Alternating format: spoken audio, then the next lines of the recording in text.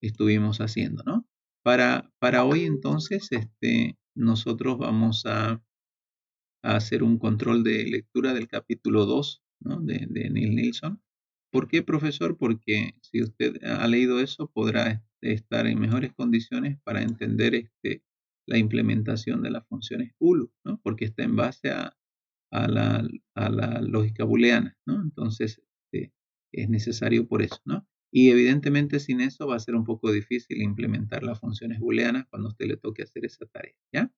Entonces estaremos haciendo en esta clase, nos estaremos refiriendo justamente a la implementación de esas funciones booleanas y el objetivo es que usted sepa cómo implementarlas, ¿no? Porque obviamente se la puede implementar de una manera diferente, ¿no? De otra forma también, ¿no? No siempre se las implementa con reglas de producción, se las puede implementar también con, dice acá, unidad lógica con umbral, ¿no? Entonces también esa es otra forma de poder representar el tema de las reglas de producción, ¿no? Ok, entonces en ese sentido vamos a ir dando ese arranque, ¿ya? Y nos vamos a ir a, rápidamente, queremos ver si ha habido una lectura del capítulo 2 de Neil Nilsson, ¿ya? Para ello vamos a terminar acá de admitir. Correcto. Bien, entonces vamos a ver si ha habido alguna lecturita, y vamos a comenzar con voluntarios, ¿ya? Y yo tengo desde Antelo hasta Sánchez y quería ahí consultarles rápidamente si es que leyeron, porque ahí está hablando prácticamente de varios conceptos importantes en cuanto al agente de estímulo-respuesta, ¿no? Entonces, comenzamos las preguntas, ¿ya? ¿Algún voluntario? Yo puedo empezar, Miguel, Antelo. Claro, Antelo, cuando hablamos de agentes de estímulo-respuesta, ¿ellos en qué se basan para modelar su comportamiento? A ver, agentes de respuesta en las producciones. ¿Producciones cinematográficas? No, los sistemas de producción. Ajá, ¿y esos sistemas de producción están en base a qué? En base a álgebra booleana, a las reglas que nosotros ingresamos. En base a reglas de producción, ¿no? Correcto. Sí. Entonces, esos estímulos-respuesta están en función de percepción y acción, ¿no? Que son las reglas de producción, ¿no? Entonces, en base Sí. a percepciones que se vuelven condiciones para luego elegir una acción. Ok. ¿A qué otra cosita de eso usted leyó? El capítulo es interesante, es fregadito, Ajá, tiene harto técnico. ajá, Y me quedé harto en percepción, me pareció interesante lo fregada que puede ser la percepción, porque claro, ajá, nuestro sistema es chico, no ajá, tenemos mucho que ver, nuestros ajá, sensores son limitados, ya, pero aquí habla un poco más sobre casos complejos en los que tiene que haber un margen de error, porque en la vida real hay error. Los ajá, sensores van a tener problemas. correcto, Entonces, aquí, por ejemplo, hablan de que van a haber errores, pero de preferencia no tienen que ser ni tantos ni fatales. ajá. Me pareció interesante esa parte. Correcto, está bien, Antelo, tiene una aproximación a la idea, ¿no? Buena, una aproximación buena sobre este capítulo, ¿no? De eso se trata justamente, de poder modelar, ¿no? Esas percepciones, acciones, a través habíamos mencionado, a través de las reglas de producción, ¿no? Lo que dice su compañero, Antelo, es correcto en ese sentido, y fue por eso que ayer en el estudio que estábamos haciendo, ahí ustedes pueden tal vez recordar un poquito, ¿no? Entonces, en ese estudio que estuvimos haciendo, precisamente estuvimos hablando de ese conjunto, ¿no? De percepciones, acciones, que evidentemente las tenemos que modelar, como él decía, con reglas de producción, ¿no? Reglas de producción en el sentido de que a tal condición tal acción, ¿no? A tal condición, tal acción, ¿no? Pero sin duda en nuestro robotcito no hay demasiado, ¿no? Porque en realidad es una condición para ir arriba, para ir abajo, para ir a la derecha o para ir a la izquierda, ¿no? Entonces, o norte, sureste y oeste. Básicamente son 4, ¿no? Reglitas ahí de producción suficiente.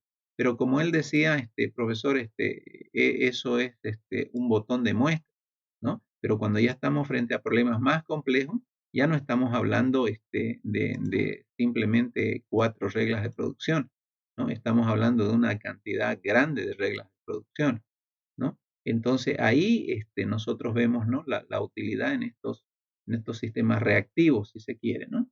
Hablar. Ok, vamos a dar la palabra a Arroyo. ¿Se encontrará Arroyo? Gracias, Antelo. Presente, ingeniero. Correcto. Eh, en esa lectura del capítulo 2 de Nilsson en la página 25, también dice que estas reglas de producción en realidad las tenemos eh, que de alguna manera modelar, ¿no? De la forma en como usted lo ve ahí, ¿no? Aquí está en una forma, mire, genérica, si es que están viendo mi pantalla, ¿no? Y de alguna manera tenemos que modelarlas con características, ¿no? Recuerda usted las características. Entonces, la pregunta cuando usted leyó este capítulo, ¿no? Cuando usted leyó este capítulo, estas famosas características, por ejemplo, que ve acá, X4 por X1 negado, lo que significa también X4 y X1 negado va al norte. Pero nosotros sabemos que estas características en realidad no son directamente los valores de los sensores, ¿no? Porque los sensores en realidad, las características están en función de los sensores, ¿no? ¿Cuál es la diferencia entonces entre características y sensores, estimado Arroyo?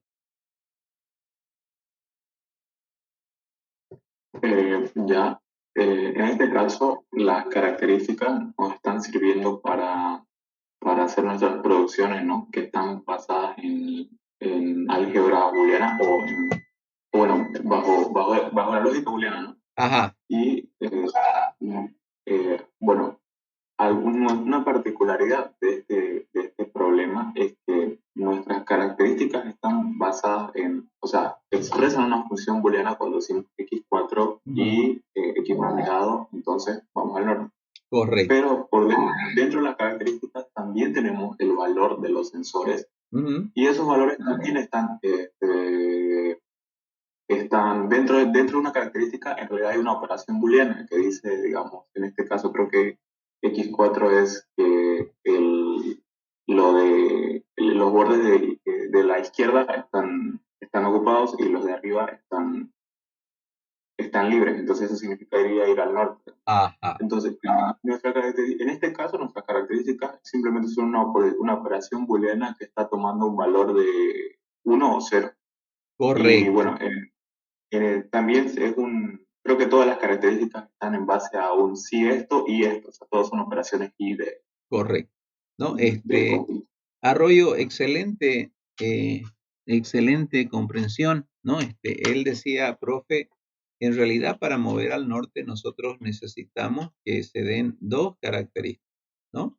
Es decir, que X4 esté, digamos así, X4 esté ocupado y X1 esté desocupado, ¿no? Para poderse mover al norte, ¿no? Entonces, pero cuando yo digo X4 y X1 negado, evidentemente estoy haciendo una operación booleana, ¿no? Porque digo y, ¿no? Quiere decir que esas dos condiciones tienen que ser verdaderas para que se mueva, ¿qué? Al norte, ¿no? En otras palabras, X4 y X1, el valor de verdad de esa expresión booleana debe ser verdadero para que se mueva al norte, ¿no? En otras palabras, debe ser 1 para que se mueva al norte. Caso contrario, si es 0, no podrá moverse al norte, ¿no? Eso que mencionaba su compañero tiene razón aquí, ¿no? Donde nosotros podemos ver esas características que dijimos, donde si queremos entonces movernos al norte, pues y ese comportamiento que queremos modelar significa que X4, como usted verá, debe estar, digamos así, ocupado, pero X1 debe estar libre. Entonces, en ese sentido, esa expresión booleana, fíjense, si X4 y no X1, ¿no? Entonces, evidentemente nos tendríamos que mover ¿a dónde? Al norte, ¿no? Entonces, el hecho de que yo escriba dos variables juntas en el álgebra de Boole como si fuera una multiplicación, evidentemente estamos hablando de una lógica.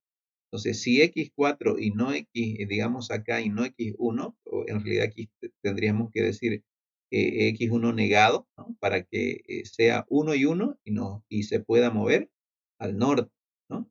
Entonces, eso es muy importante. En otras palabras, aquí X1 no esté, ¿no? No esté ocupado, se puede mover al norte.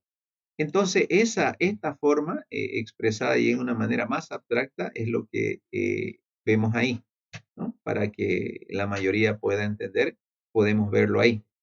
Entonces, pregunto a Calero, ¿estará Estefano? Sí. Ya, estimado Estefano, si son 4, ¿no? En realidad nuestras reglas de producción, ahí tenemos 4 expresiones, digamos, del álgebra de Boole, ¿no? Esta y esta. Entonces, ¿por qué manejamos una constante, estimado Estefano?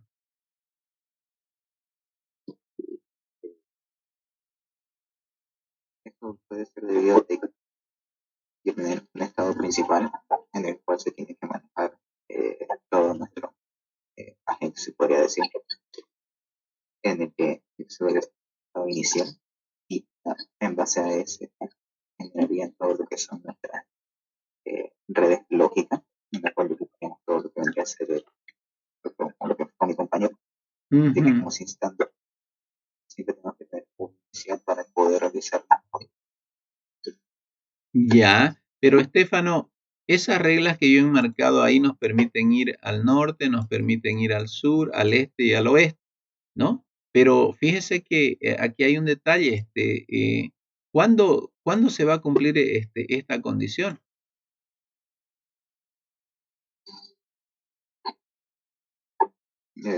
Básicamente es cuando se inicia todo, se puede decir como un valor inicial, no sé, cuando se inicia en un principio.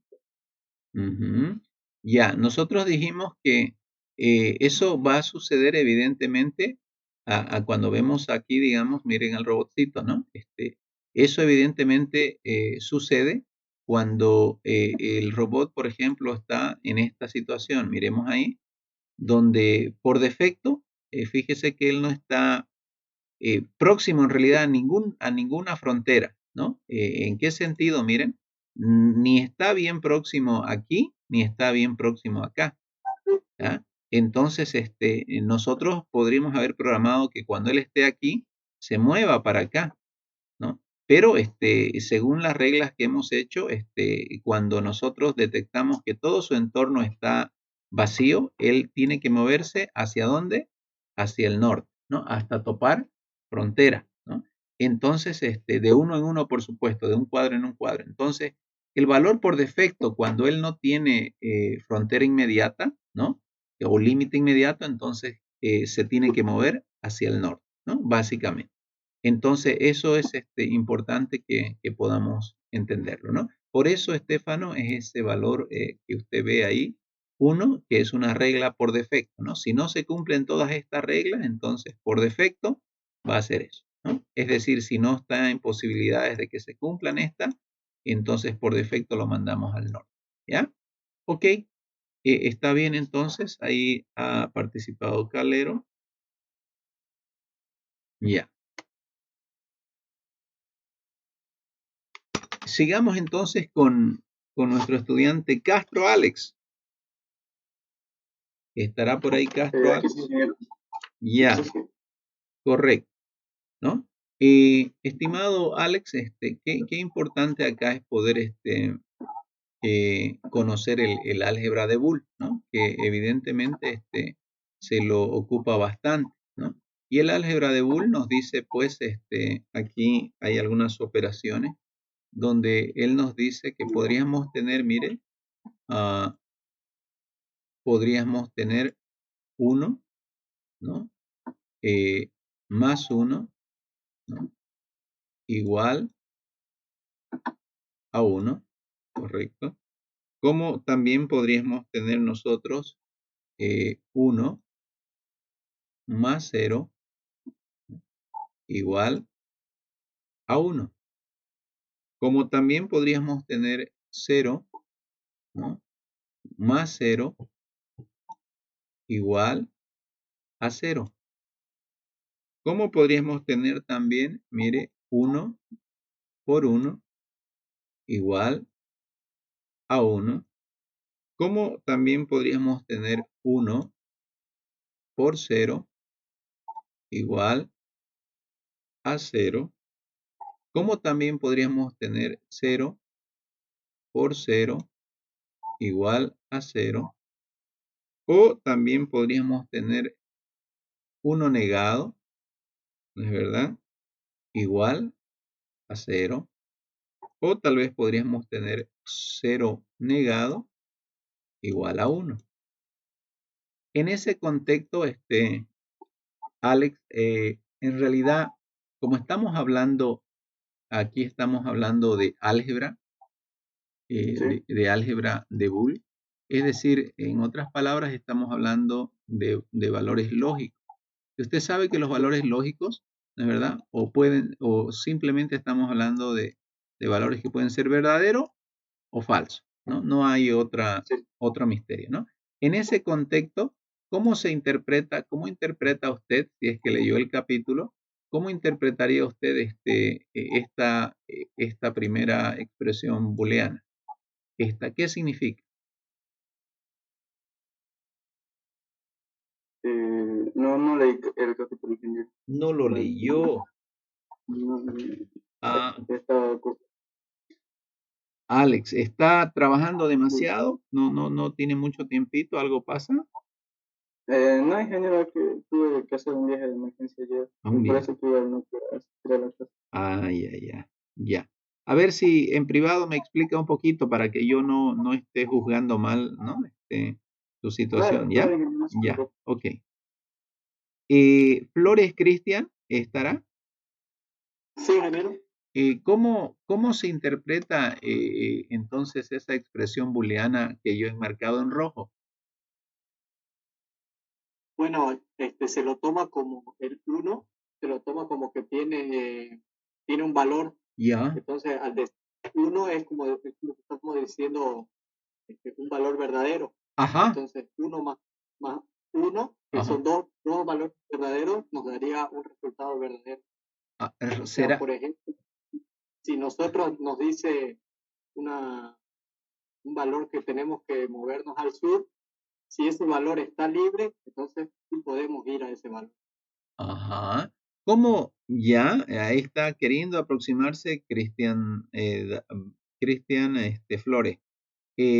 Edgar Cristian Mamani, ¿cómo podemos interpretar eso? Su compañero ha querido hacer una aproximación, él, diciendo que habla de que uno como que significa que es verdadero, y por ahí va, tiene razón. Pero si estamos hablando de la lógica de Boole, este signo más y este signo de multiplicación en realidad tienen un significado. ¿Me podría decir usted, Edgar Christian Mamani, en realidad qué significa la primera expresión interpretando bien el signo más?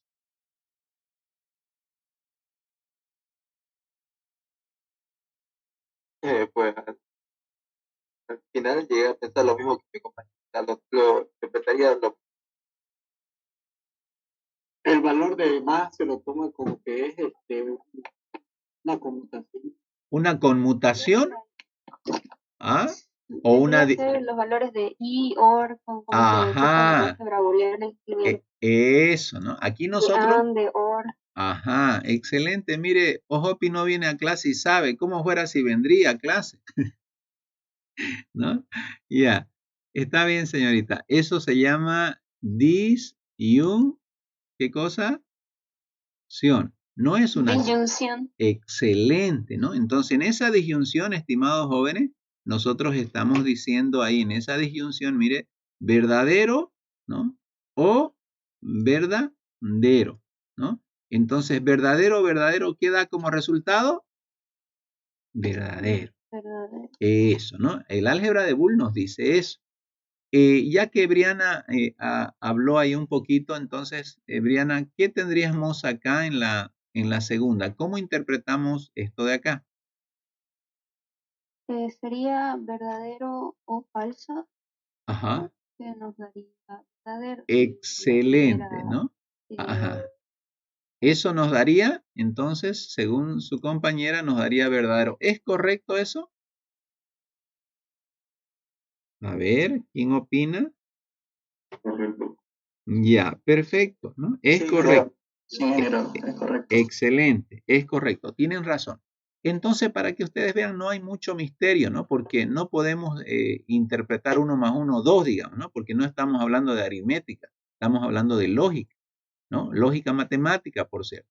Entonces, lo propio, ya usted vería, lo propio va a pasar acá, ¿no? Donde estamos hablando de 0 o 0, ¿cómo lo tendríamos que interpretar? 0 más 0 igual a 0, estimado David, Cristian David Mamani.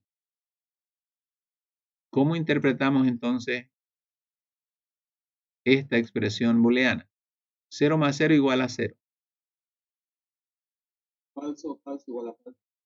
A ver, repítame ahí. Falso y falso, dijo. Falso o falso igual a falso. Eso, ¿no? Entonces, ahí dice una expresión falso, ¿no es verdad? En este caso, o falso, entonces, daría como resultado falso, ¿no? Correcto.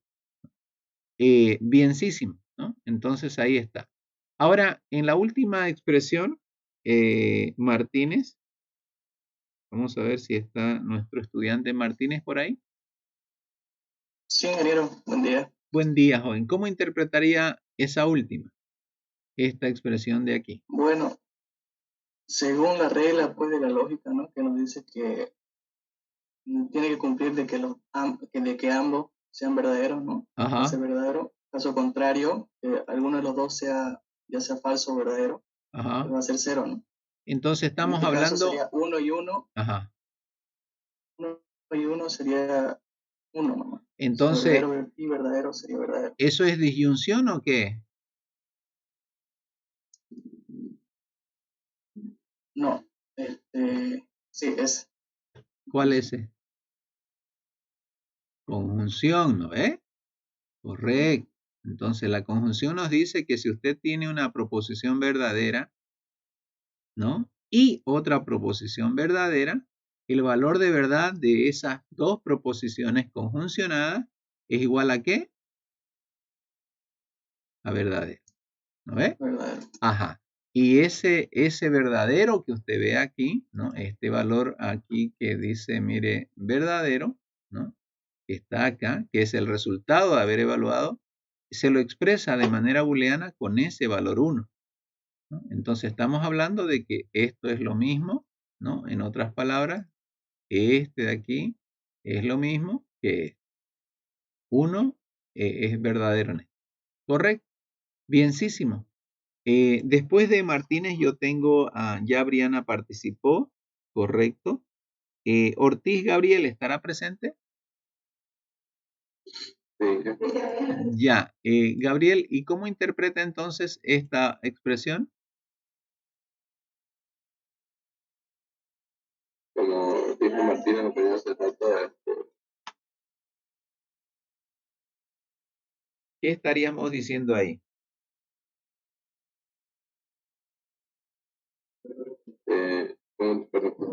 como decía la compañera hace rato, que con la conjunción, sí o sí, los dos tienen que ser verdaderos, porque si no, si uno es falso, automáticamente el otro sería falso. En este caso estamos diciendo verdadero por falso, entonces sería falso.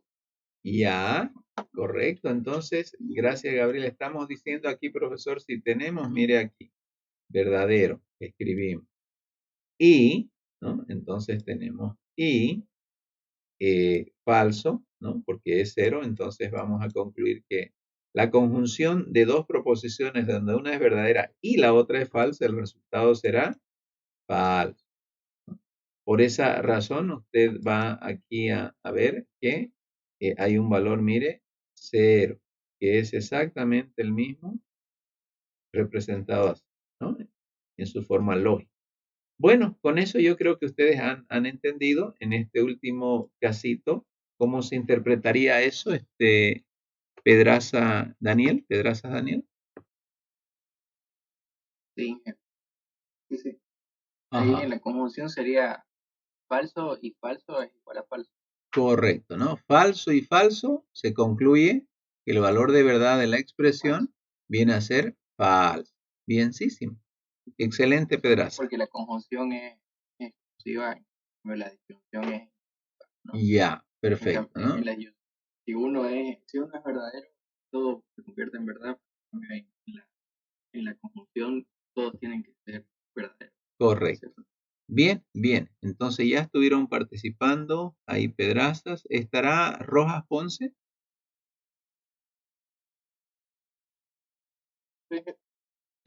¿Cómo se interpreta esta expresión, estimado? Aquí, por si acaso, este es un valor, vamos a decir 1, aunque no se parece a un 1, ¿no? 1, y arriba hay una rayita de él y dice igual a 0. ¿Cómo se interpreta eso? Eso sería el elemento de negación. La función es verdadera al estar negada y haría falsa. Excelente, ¿no? Estamos hablando de la negación, ¿no? Bienísimo, ¿no? De la negación. Cuando tenemos algo, como usted puede apreciar ahí, que es en cierta forma es verdadero y lo negamos, vamos a obtener falso. Y cuando es de alguna u otra manera un falso negado, pues va a ser verdadero. Estamos hablando entonces de la negación. ¿Ya? Correcto. Entonces, con eso ya usted más o menos entiende de cómo va a interpretar el símbolo más y cómo va a interpretar el símbolo de la multiplicación, ¿no? Entonces, eso quiere decir de que si usted tiene, por decir, X, ¿no? Que de alguna manera vale, por decir, qué sé yo, 1, ¿no? Y Y, no sé, ¿no? Que valga 0. Entonces, cuando usted simplemente dice XY, usted está conjuncionando dos proposiciones, ¿no? Así de sencillo. Entonces, lo que en realidad estamos buscando de XY es su valor de verdad, ¿no? Entonces, yo tengo verdadero y falso, pues es falso, ¿no? Por esa razón, ¿no? Y evidentemente, si yo tengo pues X más Y, ya estoy diciendo acá otra cosa, ¿no? Estoy diciendo, si X, por ejemplo, es 1 y Y es 0, entonces el resultado es 1, porque estoy diciendo o X es verdadera o Y es verdadera, entonces toda la expresión vale 1, ¿no? Quiere decir que es verdadera. Básicamente eso es importante dentro de lo que es el álgebra de Boole, ¿ya? Ok, con esa explicacioncita yo creo que ya más o menos ustedes van a ir entendiendo. De todas maneras, ahí eh, vamos a hacer un print screen para que no se olviden de esa parte que hemos enfatizado. Puede ser que en el examen la necesiten recordar, ¿no? Ahí está. Ok, entonces continuamos con eso. Y ahora vamos a ver si está Terrazas por ahí. ¿Estará Terrazas?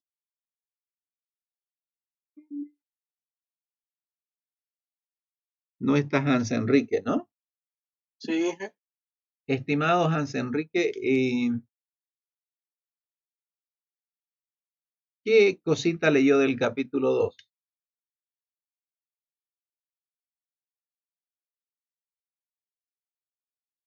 Que nos pueda comentar.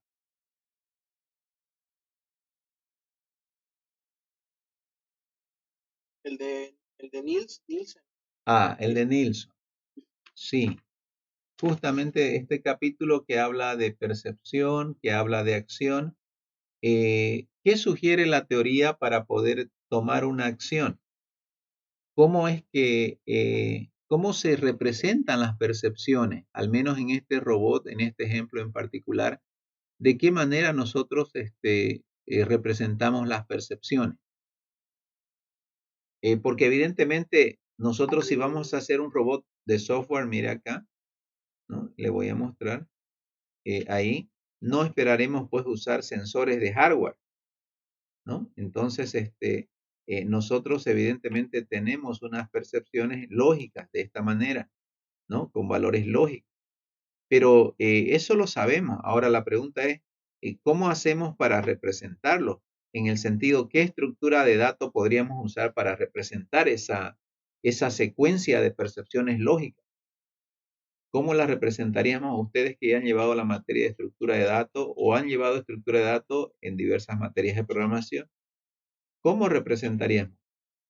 ¿Con qué tipos de datos o cómo haríamos?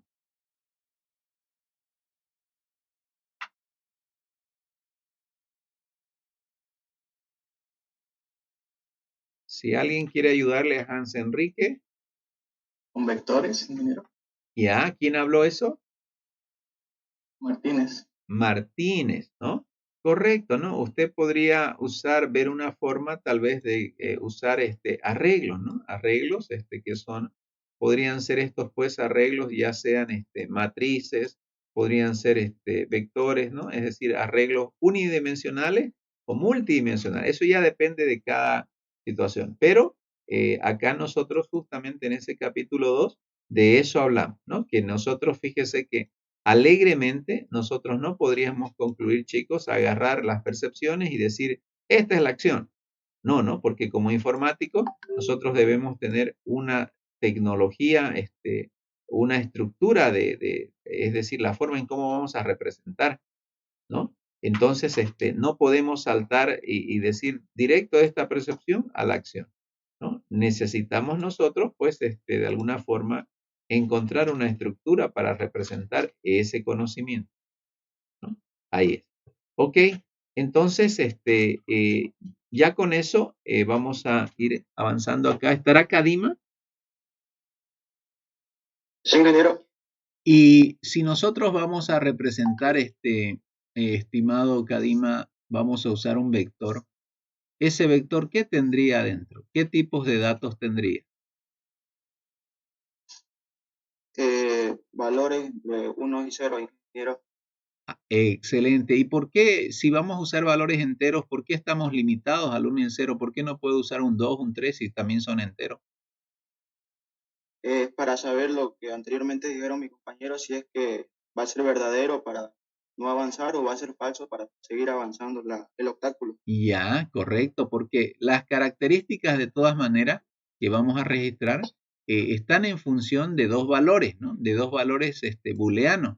Y los valores booleanos no hay donde perderse, ¿no? Todos sabemos que o es 0, ¿no es verdad? O es 1, ¿no? No hay más, ¿no? Entonces, obviamente indicando que o es falso o es verdadero, ¿no? No hay más valores lógicos. Ese sería el tipo de dato. Bien, estimado Kadim. Sánchez Cabrera Carlos Hugo. Sí, Bien, ¿no? No es, el hermanito de Briana. Bien. Vamos a ver. Estimado, acá en esta laminita, ¿no? En esta laminita que nosotros vemos, dice que X1, ¿no? Es decir, X1, la característica, tomará el valor de 1 cuando se cumpla esta condición. Esa condición que usted ve ahí, ¿qué está indicando? ¿Nos puede explicar? Esta condición, ¿qué estaría explicando? Dice que X1, esta característica, valdrá 1, es decir, diremos que está ocupada esa región, y cuando se cumpla esta condición. Pero ¿qué interpretación le damos a la condición? ¿Cómo la entendemos? ¿Qué significa ese 2 igual a 1 o ese 3 igual a 1?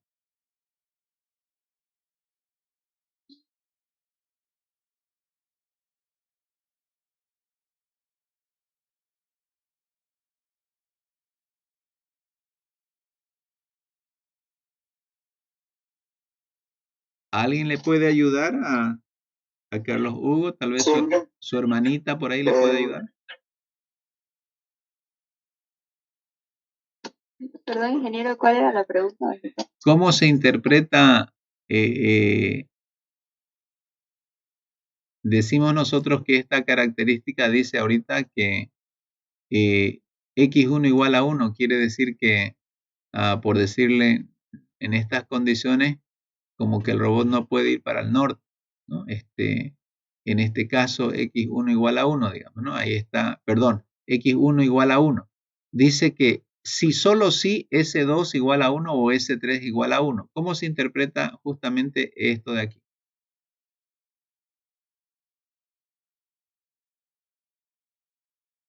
Sabemos, ¿no?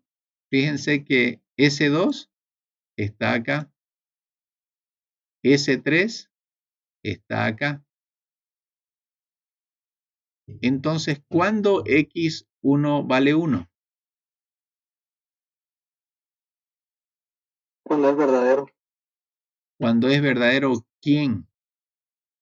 Cuando S2 o S3 estén bloqueados. Ya. Cuando uno de los dos se cumple. Eso, ¿no? Cuando Cuando uno de los basta dos que sea- eso, ¿no? Cuando cualquiera de los dos se cumpla que esté ocupado, entonces vamos a decir que x1 será igual a 1, ¿no? En otras palabras, va a ser difícil, ¿no? Que haya un movimiento ahí porque x1 vale 1 en este caso, ¿no? Ok. Entonces, esa es la relación entre característica y los sensores. Bien, chicos, ya hemos terminado entonces ese controlcito de lectura y ahora con ese conocimiento ya vamos a entrar a otra forma ya de representar estas estímulo-respuesta. Entonces, para que usted me vaya entendiendo, no hay una sola forma, es decir, no solo a través de reglas de producción podemos lograr nosotros un sistema reactivo. Ojo con eso, ¿no? No solo usando esas reglas de producción en base a lo que ya habíamos visto, mire, de condición-acción, ¿no? No solo de esa forma, ¿no? Sino que nosotros también podemos implementarla meramente, ¿no? A través de funciones puramente booleanas, ¿no? Puramente booleanas. Cuando dice implementar ahí con funciones puramente booleanas, pues ya necesitamos, si hablamos a nivel de hardware, necesitamos ya analizar los circuitos electrónicos, ¿no? Y en esos circuitos usted sabe que todas las operaciones se implementan mediante red de compuertas o puertas lógicas, ¿no? Y usted sabe que se puede a nivel de hardware implementar la negación, ¿no? La conjunción, ¿no? La negación de la conjunción, la disyunción y etcétera, ¿no? Podría ser la implicación, otra, ¿no? Si P, entonces Q. Entonces, con estas puertas lógicas a nivel de hardware también es posible implementar esos sistemas reactivos. Bueno, aquí vamos a pedir que este puntito lo pueda leer Antelo, por favor.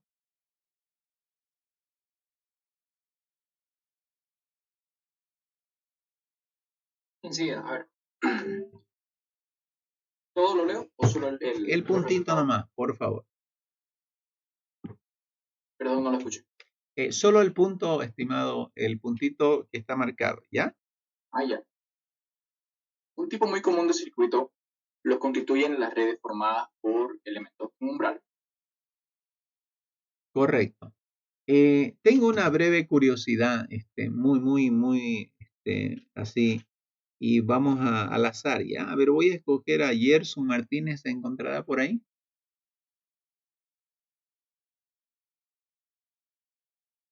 ¿No está Gerson Martínez?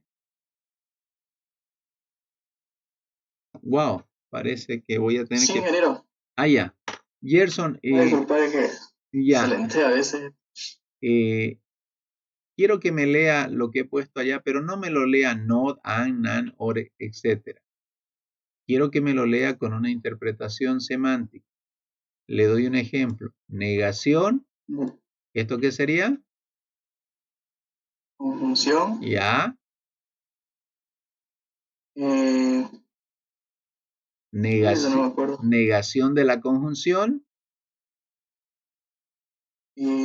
Disyunción. Correcto, ¿no? Entonces, importantísimo que usted maneje en su cabecita qué significa. ¿Por qué? Porque en base a eso nosotros vamos a poder entender cómo es posible esa implementación a través del circuito, ¿no? Porque vamos a usar elementos con umbral y el elemento con umbral ya es el inicio de las redes neuronales, ¿no?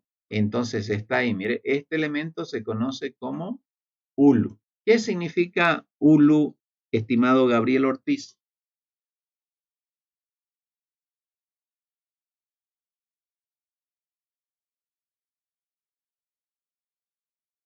Gabriel. Dígame, Ajá. ¿Qué significa ULU, estimado Gabriel? Es decir, eso de ahí.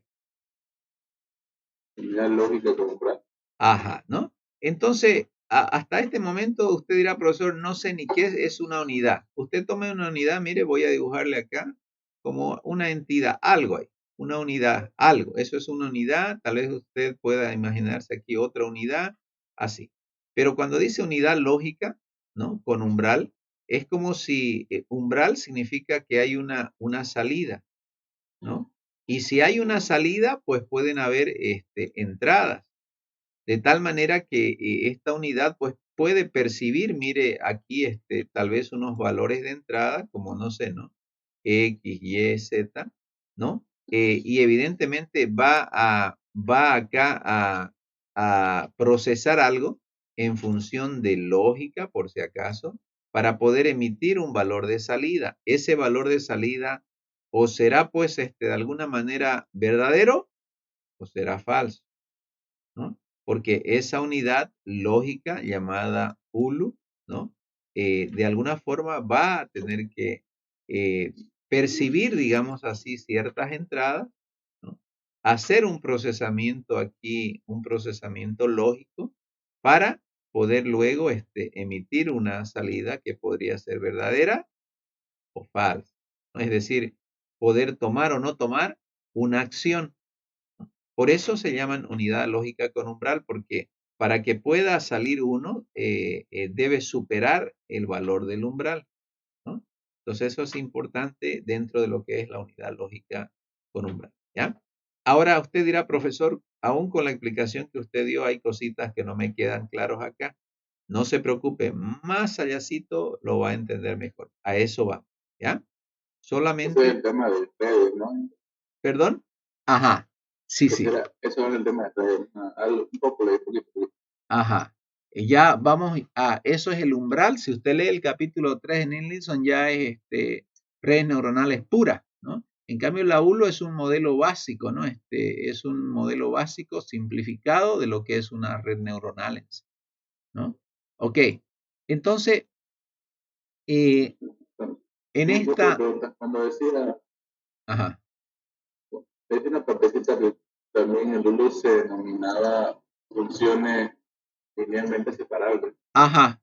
Es que, ¿qué quiere decir eso? Funciones linealmente separables en el sentido de que matemático, ¿no? Cuando usted tiene, por ejemplo, coordenadas y tiene alguna función que puede dejar, digamos así, ciertos valores por acá y otros ciertos valores por acá, ¿no? Por acá, por decir. Y evidentemente, si usted se da cuenta, hay valores agrupados en esta zona y valores agrupados en esta zona. Entonces estamos evidentemente hablando de funciones linealmente separables. Quiere decir de que tiene un sentido, mire, de que ciertos valores están asociados a un lado y los otros al otro lado. Ese tipo de funciones sí se pueden representar con la unidad lógica con umbral, por si acaso, ¿no? Se pueden representar. Entonces, ya vamos adentrando a esto. Ya sé que algunos ya están leyendo porque los escucho participar. Ese último puntito, por favor, si pudiera leerlo, Kadima, Borda, Pablo, Román.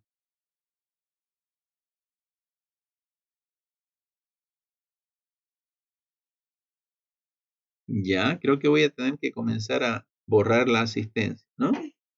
no está Kadima. Y ya, ni modo, ¿no? Ok, vamos entonces con Estefano. Estefano, ¿puede leer el último puntito? La unidad realiza de las entradas para esta suma natural y supera el total, produce como 1. En cualquier otro caso, produce 0. Correcto, ¿no? Vamos a entender eso, ¿ya? Eso ahí tenemos que manejarlo muy bien y tenemos que entender, ¿ya? Vamos a ver, creo que por ahí alguien está. Ya, perfecto. Entonces, ¿cómo entendemos eso? Aquí en la próxima lámina, aquí ya tiene usted una unidad lógica con umbral, pero un poco sofisticadita.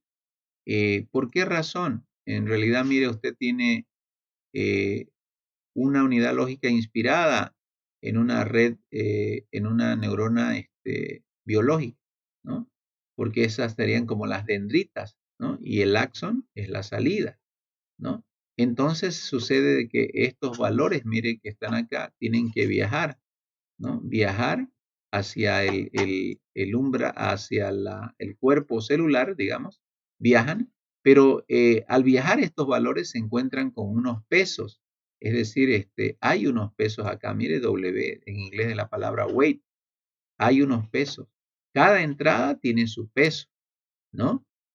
¿A qué se refiere eso? Digamos, las entradas es como cuando usted tiene una cantidad, digamos, 2.361, ¿no? Y usted dice, profesor, es facilito porque el peso de este valor 1 es la unidad, el peso del 6 es la decena, el peso es la centena, el peso es la unidad de 1000, ¿no? No es lo mismo que yo agarre y escriba 1632. Son los mismos números, pero usted verá que aquí el peso del valor 2 era unidad de 1000, aquí el peso es la unidad nomás.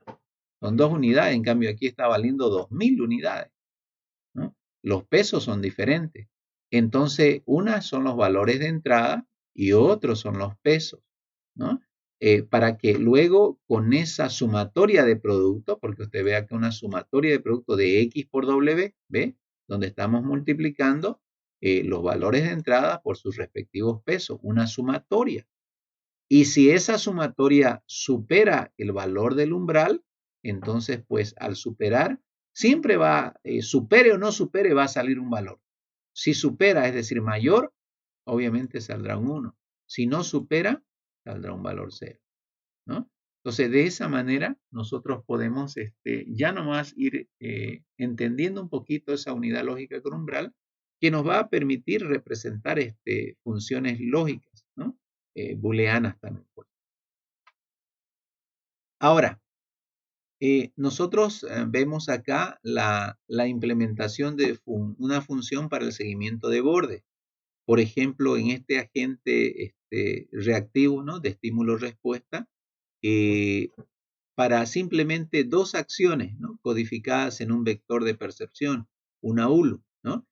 Ahí estamos hablando de, evidentemente, tomar una decisión entre qué, entre si se va a poder mover al este o no, ¿no? Porque de acuerdo, fíjese a las percepciones, ¿no? S1, S2, S2, S3, S4, S5, porque son estas percepciones, ¿no es verdad?, las que en realidad están representadas por esta característica.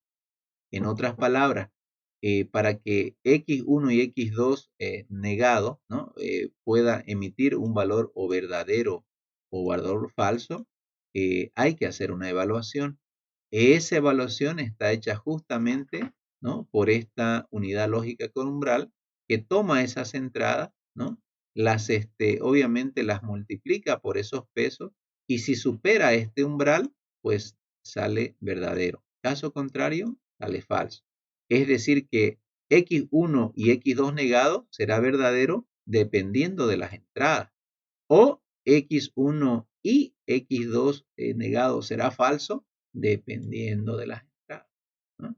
Específicamente de las entradas. Ahora usted dirá, como yo también me cuestioné cuando leí la primera vez, ¿y de dónde salen los pesos? ¿no? ¿Cómo se originan? ¿Es posible que yo me invente pesos? Y la respuesta es sí. De hecho, no es la única forma de poder lograr que funcione esta lógica. ¿Por qué, profesor? Porque yo también podría inventarme otros valores y probar con todas las entradas posibles y de tal manera que veo que sí es posible representar esa realidad, ¿no? En otras palabras, los pesos que usted ve ahí, los famosos W, esos son los W, ¿no? Sí son, sí se inventan, chicos.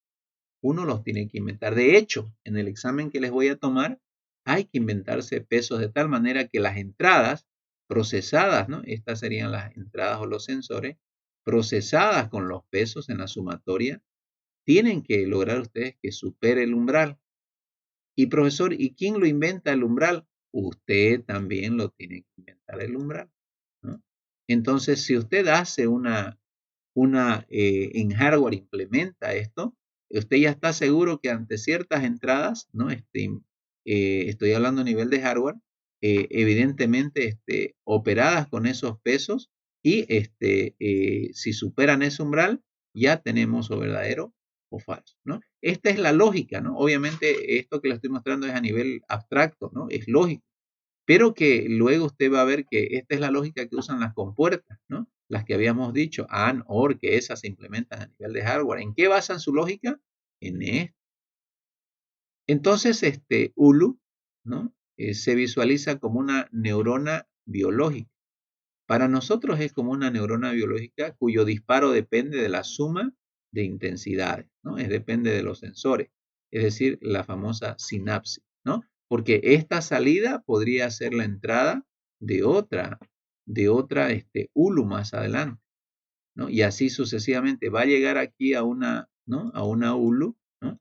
Y la salida de esta ULU, pues, podría ser la entrada de otra, ¿no? De otra, viene a ser, ese axón viene a ser la dendrita de otra ULU, ¿no? Y así sucesivamente. A ese proceso de transmitirse impulso entre una neurona y otra se le llama sinapsis a nivel biológico, ¿no? Y a nivel también, no he encontrado en ninguna parte de la bibliografía que use otra palabra que signifique sinapsis para usarla en términos informáticos. No he encontrado, al menos yo, ¿no? Ok. Y una red, ¿no? Repetida de inversores ya prácticamente permite implementar un programa, ¿no? Telereactivo, ¿no? Ahí está, ¿no? Ok. Entonces, básicamente esa es un poco la explicación. En este caso, como usted ve, esa ULU estaría preparada para que al leer estos valores nos pueda decir si evidentemente va para el este o no va para el este, ¿no? De eso se trata, ¿ah? Ok, entonces vamos avanzando un poquito. Aquí ya entendemos la implementación de funciones lógicas mediante unidad lógica con umbral. Ese sistema de las ULU, estimados estudiantes, dice que ese sistema de las ULU nos permitiría tranquilamente representar estos operadores lógicos. Vuelvo a preguntar entonces si es que está ahí Mauricio Arroyo, por favor. Correcto, Mauricio, ¿no? Y si esto es la negación, ¿qué sería esto? Conjunción. Correcto, ¿no? Y así sucesivamente, ¿no? Ok, son funciones, son funciones linealmente separables. Por tanto, es posible que nosotros podamos representar, como ustedes ven ahí, ¿no? Es posible representar la negación, la disyunción, el AND, el NAND, incluso si P entonces Q, ¿no? Que como ya verán, esto se lo voy a dejar yo de tarea aquí, ¿no? Esos que dicen ejercicios, ¿no? Serán básicamente la tarea, ¿no? Pero los que están arriba los vamos a analizar, ¿no? La tarea, ¿no? Ok, vamos a empezar entonces ahí. vamos a solo mandar esto para que usted más o menos vaya viendo de qué estuvimos hablando en un determinado periodo de tiempo, ¿no? Ok, vamos entonces ahí a la famosa diapositiva y ahí hay una nota, ¿no? Una notita. En esta notita vamos a pedirle si por favor Briana pudiera leer.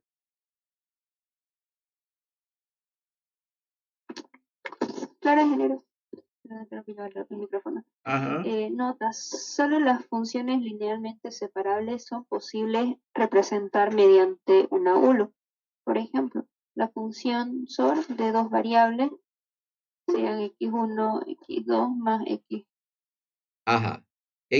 O sea, x1 por x2, x1 y x2 negado, ¿no? O x1 negado y x2, ¿no? Básicamente. Entonces, son posibles representar mediante ULU, ¿no? Pero evidentemente, a las que no son linealmente separables, es complicado, ¿no? Ahora, si usted quiere, investigue un poco más, lea, porque le va a ayudar realmente qué es lo que significa linealmente separable y qué no es linealmente separable, ¿no? Es bastante para explicar, entonces le dejo como tareita que usted lo lea. Pero si queremos ver, comprender un poquito esa implementación de funciones lógicas usando compuerta, ¿no? Basados en las unidades lógicas con umbral, aquí tenemos un primer ejemplo. Mire, ahí, ¿no? Entonces aquí tenemos un ejemplo de la negación.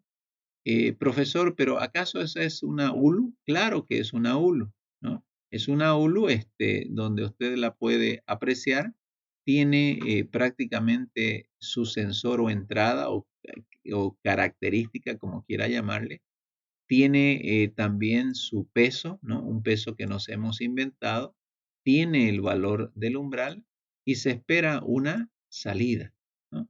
Ahora, cuando usted ve la tablita, mire acá, por ejemplo, esa variable, digamos así, esa entrada que usted ve ahí, solo tiene, si es lógica, tiene dos posibilidades, ¿no? Como usted lo ve, ¿no? O tiene dos posibilidades, o es verdadera o es falsa. No hay más. O 1 o 0, ¿no? Hablando ya en términos de compuertas lógicas, ¿no?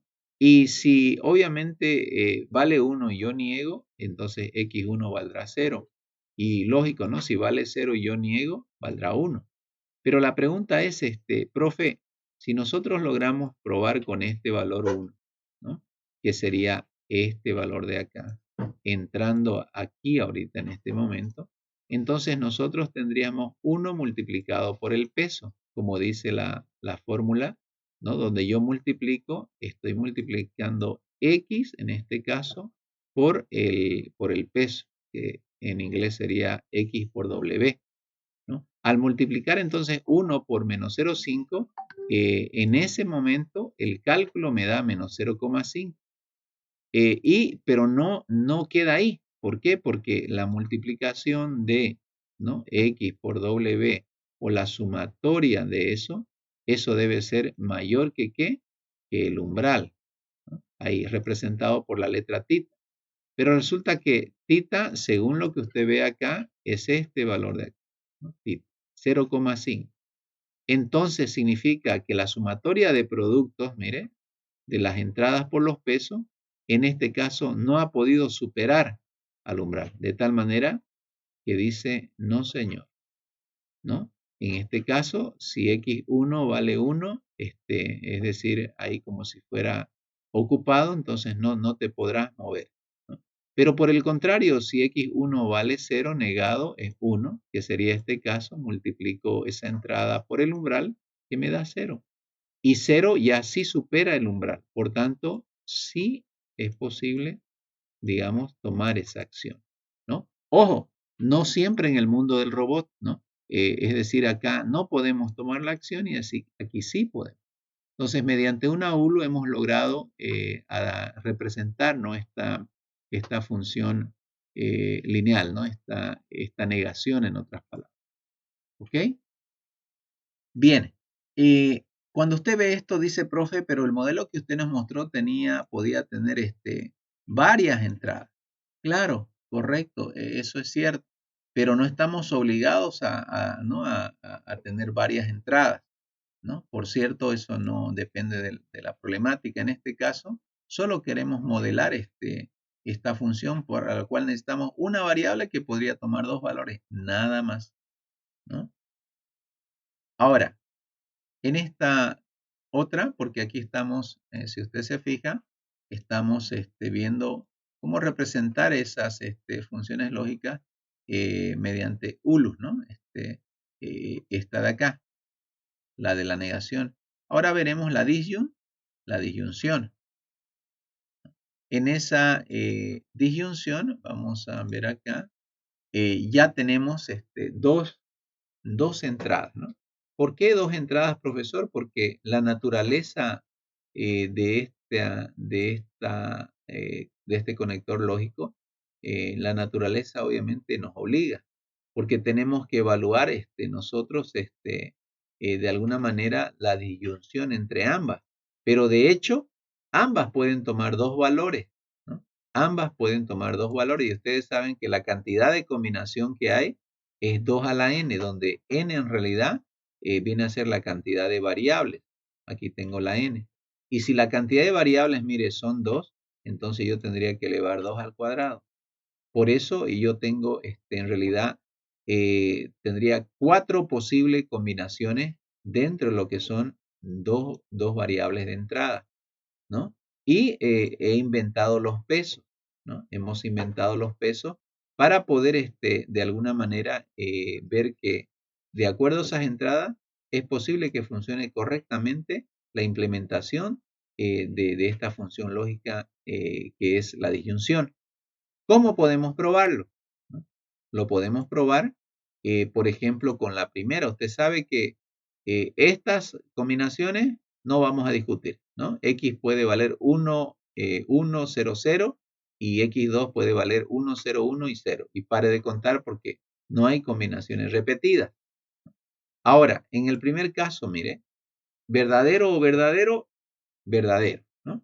Pero ya cuando nosotros tomamos esos valores que usted ve acá, 1 y 1, ¿no? Y los trasladamos nosotros aquí, ¿no? A nuestras entradas, valor de 1, valor de 1, ¿no? Y hacemos lo que la regla dice, ¿no? Tomando el primer valor, multiplicamos, mire, por su peso, ¿no? Es decir, este peso. Luego tomamos el segundo valor, que sería este de acá, multiplicamos por su peso, que sería este valor 1, ¿no? Entonces ya tendríamos nosotros 1 por 1, 1, más 1 por 1, 1, que eso es igual a 2. Pero ese valor 2, como usted verá, sí es mayor que 0,5, es decir, supera. En este caso, cuando en esta ULU entran 1, 1, él supera el umbral y por supuesto saca un valor 1, es decir, nos dice que es verdadero. En otras palabras, cumple con esa función lógica, ¿no? Cuando tiene la disyunción de dos valores de verdad, donde los dos son verdaderos, él te concluye que a la salida es verdadero, ¿no? En otras palabras, hace lo que tiene que hacer. Cuando tiene 1, 0, usted verá que entra entonces 1 acá y 0 acá. Entonces aquí vamos a tener 1 y en la otra entrada 0, ¿no? Pero los pesos, como dicen en el interior, son los mismos, ¿no? Entonces vamos a tener 1 por 1 más 0 por 1. Y obviamente esto va a ser 0, nos va a quedar 1 por 1, 1 que está acá. Pero ese 1, como usted ve, sí supera el umbral porque es mayor que 0,5. De tal manera que cuando se opere con estas entradas, esta ULU dice, si me entra una expresión verdadera y una falsa, yo sí que voy a concluir que es verdadera, ¿no? Porque basta que una sea verdadera para que la salida sea verdadera. Entonces, quiere decir que aquí va a salir 1, ¿no? En este caso y obviamente en el anterior. Pero cuando la entrada, en este caso sea 0, 1, también entra 0 acá y 1 acá. Mire, 0 la primera entrada, 1 la segunda, multiplicada por sus respectivos pesos, nos va a dar un valor de 1, que también supera, 1 mayor a 0,5 supera el umbral, entonces verdadero. Excepcionalmente, ya cuando tenemos los dos valores que son 0 por acá y 0 por allá, ¿no? Y se aplican los pesos, como usted ve, va a ser difícil que supere el umbral. Por tanto, se concluye que es falso, ¿no? Ahí está, falso, ¿no? Ok, entonces esa ha sido la implementación. Ahora usted dirá, profe, pero para su sorpresa, yo he inventado valores acá en los pesos que no es uno, igual funciona. Sí es cierto, usted puede inventar pesos. ¿Cuál es el criterio para poder inventar pesos? Que los valores no sean muy altos, ¿no? De tal manera que, porque si yo puedo usar 1 y puedo usar 100, prefiero usar valores bajos, ¿no? Para que, obviamente, tendría que usar umbrales altos también. Entonces, la idea no es confundirse con los cálculos o hacerlos muy complejos, ¿no? Mientras más bajos los valores, mejor. Ese es el criterio. ¿Bajos los valores de qué, profesor? Del peso y el umbral. Del peso y el umbral.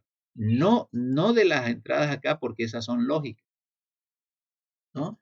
Estas entradas, chicos, son lógicas, pero estos pesos son numéricos, por cierto, ¿no? Son numéricos, ¿no? Ya no estamos hablando de lógicos acá en el peso y en el valor del umbral, ¿no? Porque 0,5 no es un valor lógico, ¿correcto? 0,5. Bien. Ingeniero, le escucho. ¿se podría poner un peso 0? Dependiendo, si usted pone un peso 0, tal vez está queriendo inhibir algo, ¿no? Pero no hay ningún criterio que diga que no pueda usar. Solo que si usted agarra ese peso 0, mijito, y lo prueba con esta combinación, con esta y con todas las posibles que no son más que 4, yo no tengo ningún problema, usted puede usar. Pero evidentemente, si tal vez usted cambia ese valor 0, digamos así, o perdón, sigue con el valor 0 y no logra que con esta entrada le funcione bien, ahí usted tendría que pensar en cambiar ese valor 0, ¿no? Para ver si ese valor 0 es el causante de que con la última combinación no funcione, ¿no? No funcione. ¿Alguna preguntita más? ¿Algún comentario? Y entonces el criterio para elegir un peso y el número del umbral sería simplemente que la compuerta lógica se comporte como se tiene que comportar, ¿no? Ajá, ese es el criterio, ¿ve? Yo sé que son bien inteligentes. O sea, en el momento en que ustedes vean que con esas entradas está trabajando mal la lógica del OR, ya ustedes dicen, pucha, no le voy a echar la culpa a las entradas, porque no, tendría yo que revisar los pesos o tendría que revisar el umbral, ¿no? Entonces, ahorita, por ejemplo, con dos entradas es fácil. Cuando yo hice mi maestría el año 2005 en esta área, pucha, si le mostrara, en papel sábana llenaba las miles de redes neuronales con 500.000 entradas cada una. Esta salía, se comunicaba con otra, de acá venía, esta tenía también su salida, de aquí venía la salida de otra. O sea, era grande, ¿no? Y teníamos que inventarnos pesos. Entonces, obviamente estábamos modelando para que la computadora lo haga automático, pero al inicio en el diseño, porque esto es diseño, ¿no? Esto es un diseño. Entonces, así hacerlo con papel y lápiz, y buscar los pesos, inventarse, eso es lo que cuesta, ¿no? Y obviamente después programarlo, ¿no? También. Ok, chicos, entonces, en conclusión, lo que estamos haciendo es inventándonos, ULUs, especialmente hablando de los pesos, ¿no? Y de su unidad lógica para poder modelar o imitar el comportamiento de la función lógica O.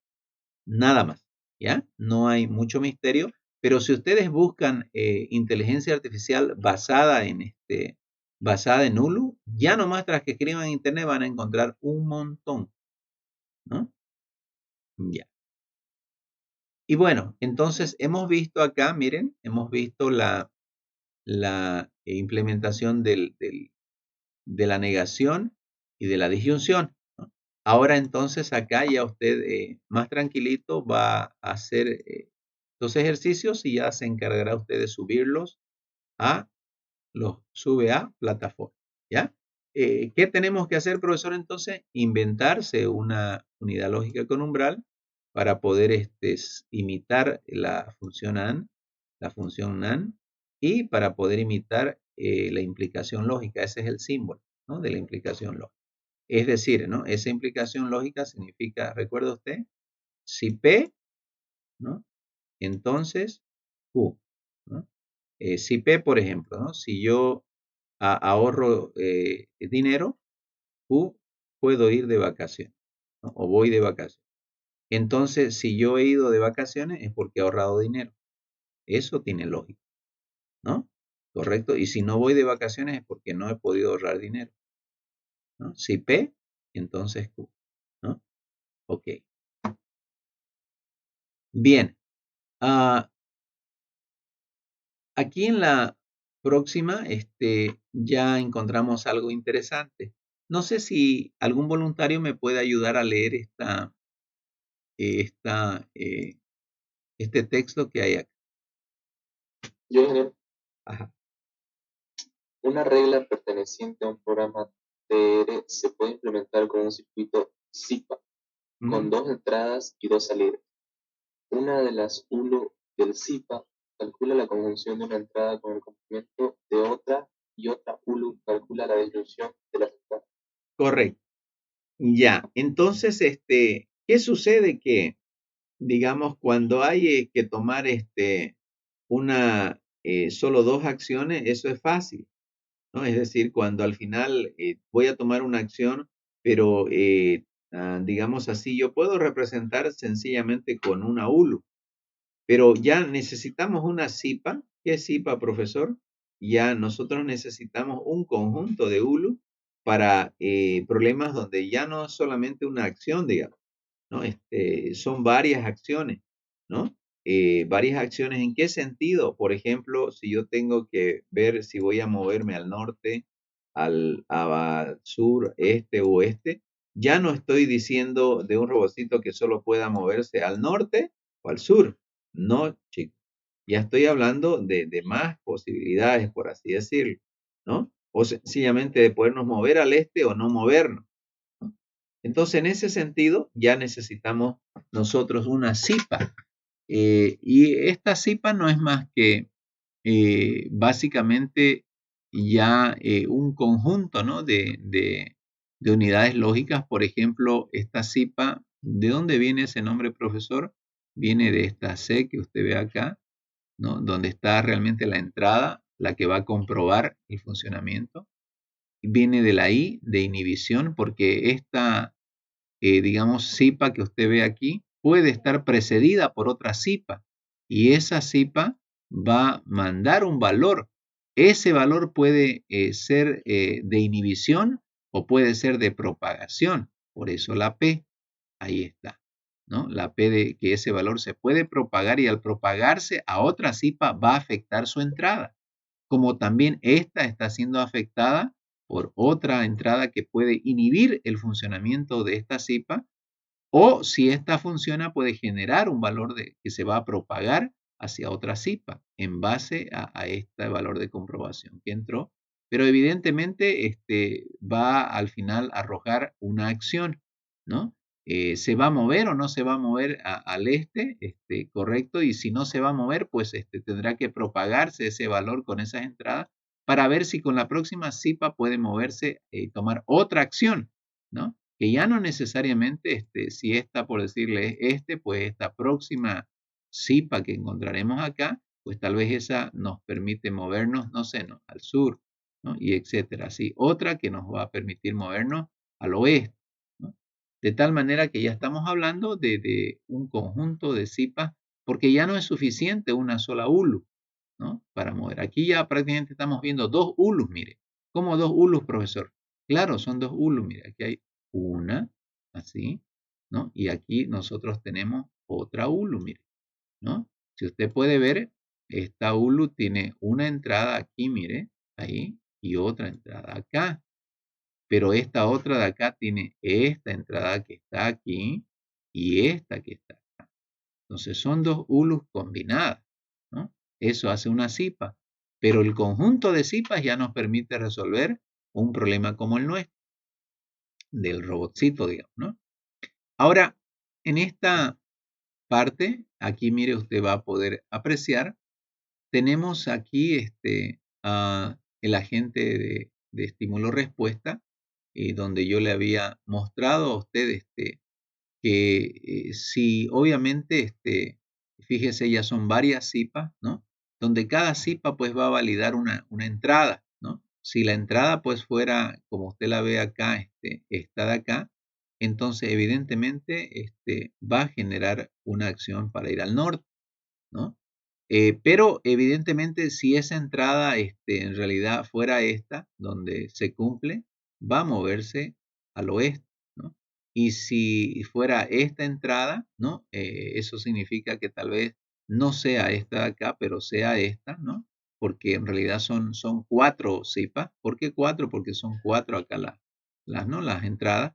La última podría ser esta que nos permite ir, perdón, la penúltima que nos permite ir al sur con X2, X3 negado, o X1 y X2 negado que nos mandaría al este, ¿no? Entonces estaríamos hablando de un conjunto de cipas, ¿no? Para poder permitir estos movimientos.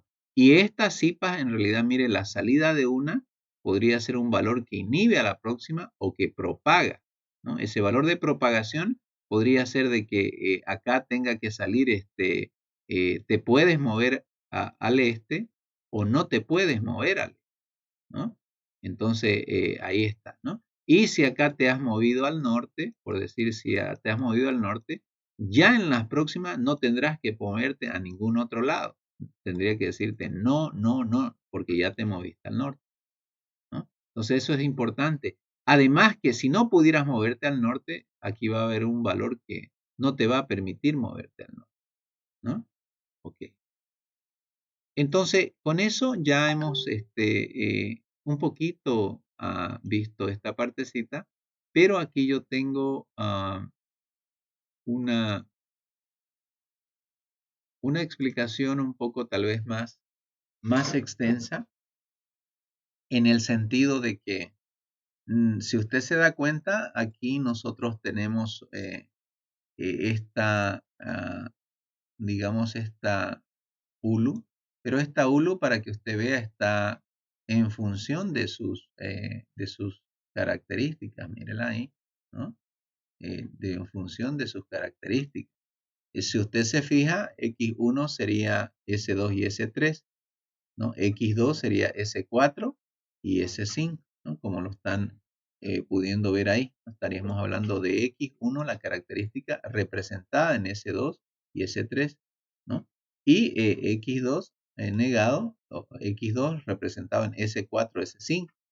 Entonces, si nosotros tenemos evidentemente estos pesos que usted ve acá, ¿no? Haciendo sumatoria de producto con las características, porque aquí estamos hablando de X1 y aquí estamos hablando de X2, ¿no? Entonces, de acuerdo a esos valores que ingresen, él tiene que eh, ahí evaluar en contra del ULU, ¿no? Y si supera ese valor de 0,5, pues la función va a retornar un valor de verdad, ahí verdadero. ¿Para qué? ¿No? Para que se pueda mover al este, ¿no? Al este. Entonces, tranquilamente, si entra y se cumplen obviamente los valores ahí, si es que estas características se dieron a la entrada nomás, ¿no? ¿Qué características, profesor, se cumplió que X1 y X2 negado es verdadero? No hay ningún problema, se va a mover al este, ¿no? Correcto. Pero fíjese usted de que si nosotros decimos que se movió al este, ¿no? Se puede mover obviamente al este y queremos ingresar esos mismos valores a esta que verifica si se mueve al oeste. De hecho que aquí va a entrar un valor 1, no va a entrar un valor 0, ¿no? Porque cuando entra un valor 0 es como neutro, ¿no? No hay ningún problema, no va a afectar, se mueve al este. Pero al poder moverse al este, no tendría que poder moverse al oeste. Por tanto, se va a propagar un valor 1 y ese valor 1 al final va a impedir que se mueva al oeste. ¿Por qué? Porque para que se mueva al oeste, las entradas deberían ser, debería cumplirse esto, ¿no? Es decir, que estos sensores, ¿no?, multiplicados con sus respectivos pesos, deberían superar el umbral de tal manera que pudiera moverse al oeste. Pero si se pudiera mover al oeste, este valor de salida no hubiera sido 1, tendría que haber sido 0, para que no perjudique, sea neutro y se pueda mover al oeste, ¿no? Y obviamente que si nosotros vemos que se movió al oeste, ¿no?, acá va a arrojar un valor 1, de tal manera que si la entrada fuera esta, digamos así, y viene acá, evidentemente no se va a poder mover al norte, porque para mover al norte tendría que cumplirse esta, digamos, X1 o X4, X1 negado, nos arrojen como valor 1, ¿no?, para que se pueda mover al norte, que de hecho, esta es la lógica de que se mueve al norte, aquí ha tenido que venir un valor 0 para que no nos afecte. Quiere decir que no se movió ni al este ni se movió al oeste, y sí se puede mover al norte. Y si se cumple que se puede mover al norte, entonces más abajo no tendría que poder moverse al sur, ¿no? En una próxima, porque aquí hay una zipa, 2 zipas, 3 y son 4, porque son 4 movimientos. ¿Y esto qué es, profesor? No, simplemente es la generalización, ¿no?, de lo que es el valor que inhibe, ¿no?, el valor que se propaga, ¿no? Si en caso toma alguna acción, siempre va a propagar un valor que le avisa al próximo que ya tomó una acción o no tomó ninguna acción. Pero la comprobación son los valores, ¿no? Básicamente. Ahora, otra cosa ahí para observar es el tema de estos valores. Mire, usted era profesor, pero son los mismos en todas. Claro que son los mismos. Son los mismos en todas, ¿no? Y evidentemente estamos hablando de un conjunto de zipas, ¿no? De tal manera que esta lógica sí funciona, ¿ya? Ahora, profesor, ¿tenemos que programar esto? No, no lo tienen que programar. Es una forma de mostrarles de que evidentemente esas compuertas de circuitos lógicos toman esta lógica como diseño. Y esta lógica está basada en las redes neuronales biológicas, es decir, en nuestro cerebro. Nada más, nada más, ¿no? Entonces es una forma de representación, es un diseño lógico prácticamente de un razonamiento, podríamos decir. Ok, entonces en esta parte ya lo que sí quiero que quede claro es que usted al hacer esta tareita ya estará en condiciones de poder resolver por lo menos una pregunta del examen relacionada, ¿no?, al manejo o a la implementación de funciones lógicas, ¿no? Nada más, ¿no? Entonces eso es sumamente importante para esta parte, ¿ya? Ok. ¿Alguna pregunta hasta este punto?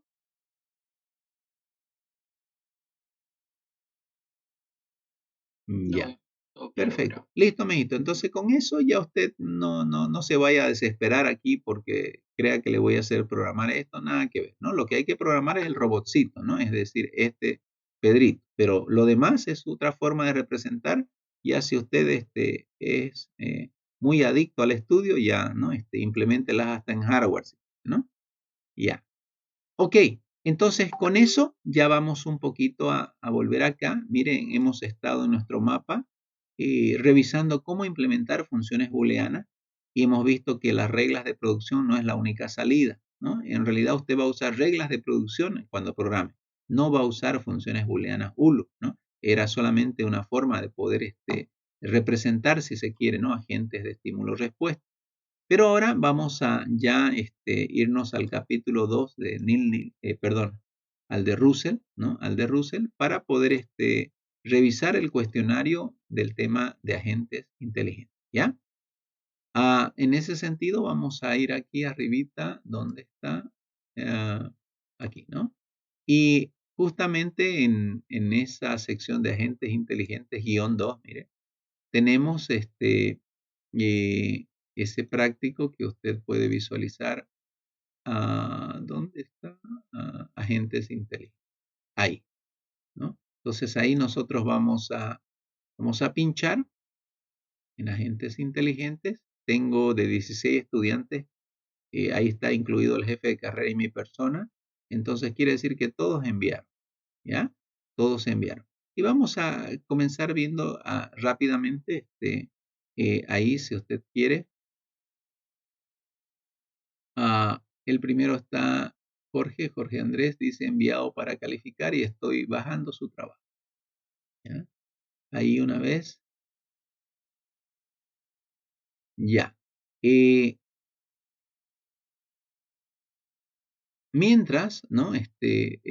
Jorgito va leyendo lo que ha respondido un poquito para fundamentar su respuesta. Ya. Un momentico, yo voy a responder una llamada urgente. ¿Ya? Pero importante, todos lean para que podamos opinar en un momento. ¿Ya?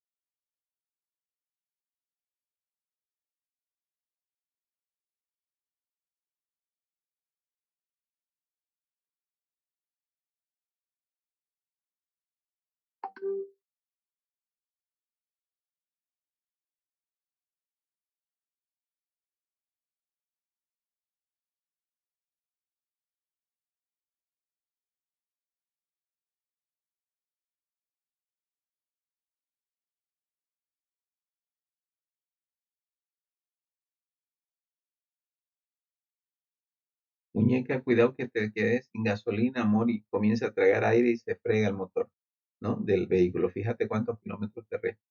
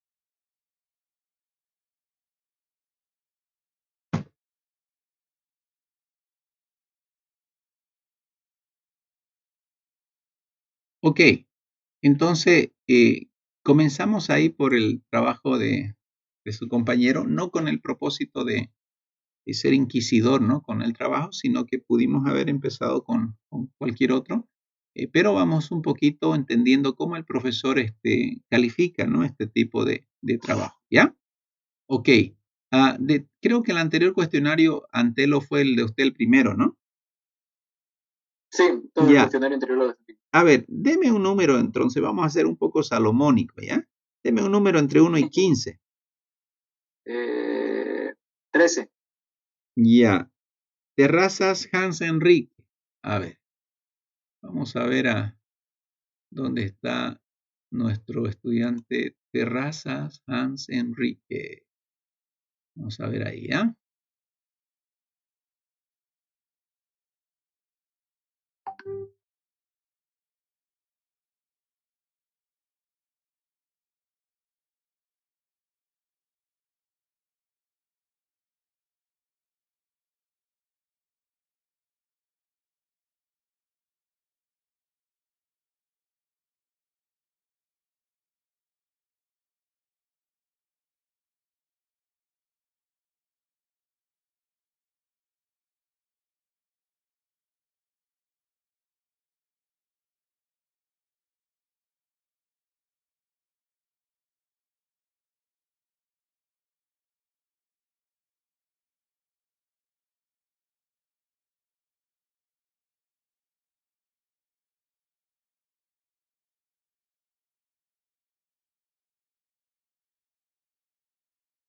¿Estará presente Hans?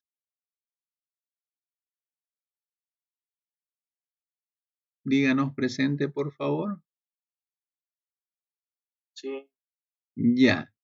Y dice, medida de rendimiento o desempeño y la funcionalidad apuntan a medir la eficiencia. Es decir, decimos así, logro de metas, pero no solo metas, sino ver las verdaderas utilidades. Explique diferencia entre los dos conceptos. ¿Cómo resume su respuesta, estimado usted?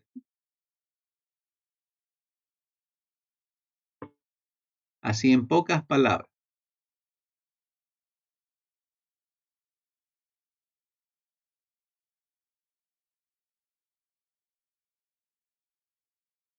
A ver, piense.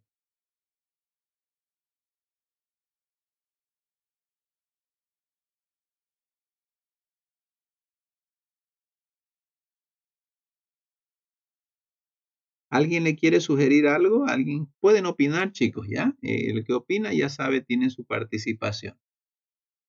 ¿Qué tendríamos que tener claro en esta pregunta entre la diferencia entre desempeño y utilidad de un agente?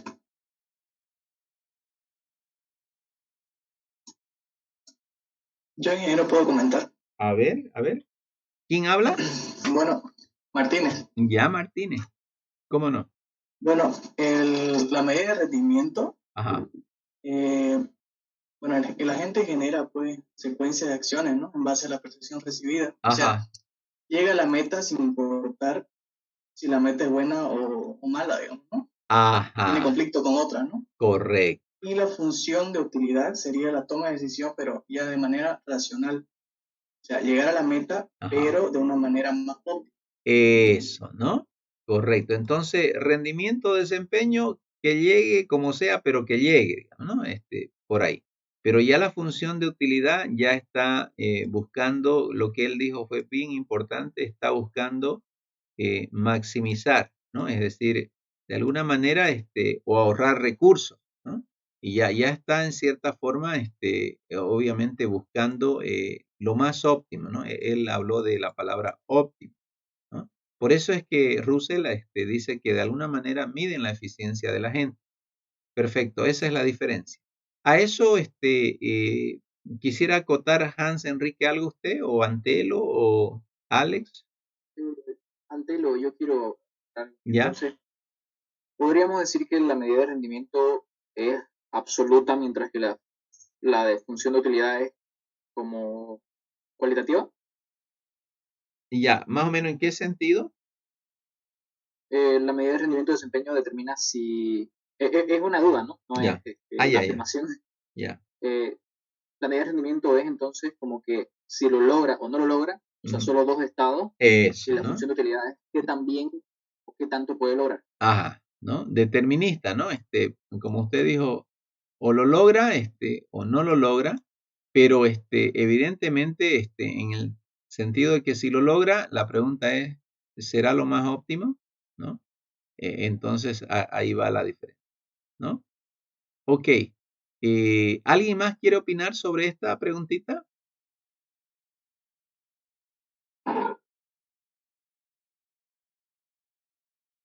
Ya. Habíamos hablado bastante que eficiencia, yo les dije, sí, no es lo mismo que eficacia, ¿no? Por si acaso, ¿no? Entonces, eso también es importante. Bien. Quiero ver un poquito, aquí tengo curiosidad por ver la respuesta que puso nuestro estudiante Antelo aquí en su cuestionario. Él resumió y dijo, las medidas de rendimiento determinan éxito, mientras la función de utilidad determina qué tan exitoso se puede llegar a ser. Correcto, ¿no? Es decir, no es suficiente con que decir, tuve éxito, ¿no? ¿Qué tan exitosa es la cosa? ¿No? Y la exitosa ya se refiere a lo óptimo. ¿No? Me gustó Sí, esta. me hizo dudar harto esa pregunta, la verdad, la pensé harto. No sé si está correcto, la verdad. Tiene que ver, ¿no? Porque qué tan exitoso, es decir, cuán a gusto estoy con lo que logré, ¿no? Eso es muy importante, y en cambio acá en esta respuesta dice la medida incluyen criterios que determinan el éxito ya en el comportamiento, cuando la gente genera secuencia, bueno, hasta ahí esto de aquí tal vez pudo haber salido, ¿no? Y una función proyecta un estado en un número real que representa un nivel de felicidad, es decir, el grado de satisfacción, ¿no? ¿Qué tan óptimo lo hice? No es lo mismo, usted sabe, como programador ya, incluso tiene mucha experiencia usted, no es lo mismo hacer un programa, ¿no? Qué sé yo, en 100 líneas de código y hacer otro programa que hace exactamente lo mismo en 4 líneas de código, ¿no? No es lo mismo, ¿no? Entonces estamos hablando de que ambos hacen lo mismo, pero este es obviamente más es óptimo, ¿no? En ese sentido. Correcto, entonces la diferencia está clara entre lo que es un rendimiento sencillamente a una utilidad, ¿no? Bien. Ingeniero, Sí, le escucho. yo quería añadir, por ejemplo, que yo hice la diferencia entre que uno era un recurso que puede utilizar la gente para tomar una decisión y el otro era más bien un objetivo, porque la medida de rendimiento decía que era un criterio, o sea, que era una regla que la gente debe seguir para ver qué debe hacer, o bueno, o una meta, digamos, ¿no? ¿Qué cosa debe alcanzar y si se está haciendo bien o no? Mientras que la función de utilidad es digamos, una puntuación que se le da a las distintas acciones que puede tomar una gente. Ya. Entonces, yo veo, digamos, que la diferencia es que la función de utilidad es un recurso más para la gente para tomar una mejor decisión. Claro. Mientras que la medida de rendimiento es algo muy básico, que solo le dice a la gente qué debe hacer y qué no. Creo que también sirve, ¿no? Pero Sí, lo que pasa es que usted ha ido ya al nivel como medimos el desempeño, es decir, al nivel cómo medimos el desempeño y cómo medimos la utilidad, ¿no? Por ejemplo, en su rendimiento académico, ¿cómo medimos su desempeño de usted? Tal vez por una nota, ¿no? Pero resulta que cuando ya hablamos de utilidad, decimos, por decir, mi alumno Pepito Pérez la venció con 59, ¿no? Qué sé yo, Antelo la venció con 63, ¿no?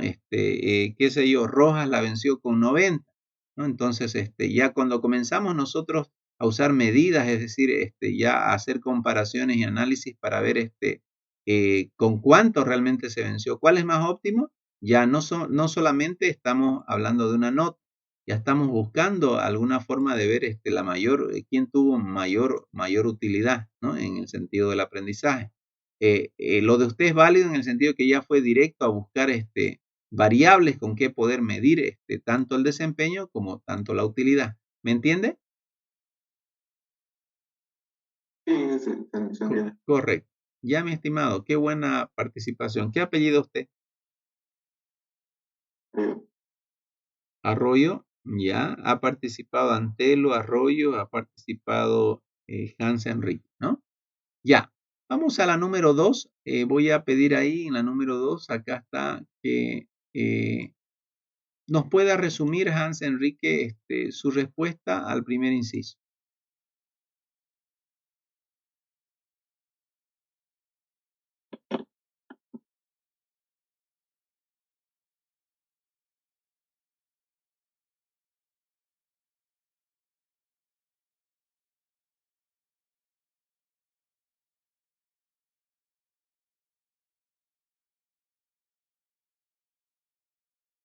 Hans, Ingeniero, sí.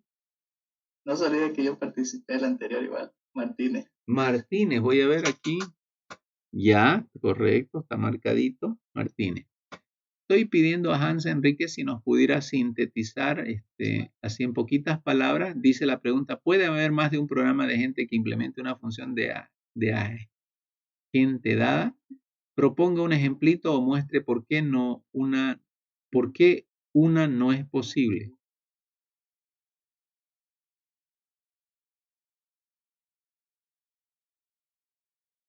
No sé si yo podría explicar mi compañero. A ver, háblenos. Bueno, mi compañero ahí lo que trata de decir es que sí se puede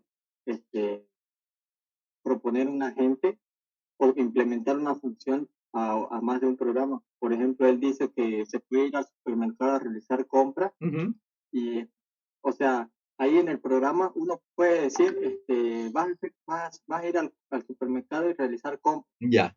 Ya, ahí dentro de esa función Ajá. pueden haber más funciones. Por Es. ejemplo, un máximo si queremos papas, si queremos arroz, Ajá. Correcto, ¿no?